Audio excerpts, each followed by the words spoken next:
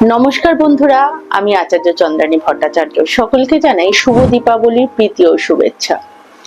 আপনার কি খুব নজর লাগছে, অথবা আপনার জীবনে প্রতি পদক্ষেপে একটি কাজ করতে গেলে পরে বাধা পাচ্ছেন, বা মনে হচ্ছে নানান রকম ভাবে শত্রুরা আপনাকে বিভিন্ন ভাবে জ্বালাতন করছে, বা আপনার জীবনে নানান রকমের শত্রুর দ্বারা আপনি আপনার কর্মক্ষেত্রে এগোতে পারছেন না, তবে এই কালী পুজোর দিন, এই দীপাবলির রাত্রিবেলাটিতে আপনি একটি বিশেষ মন্ত্র জপ করুন এবং এর দ্বারা আপনার জীবনের সকল বাধা দূর করতে আপনি সক্ষম হবেন।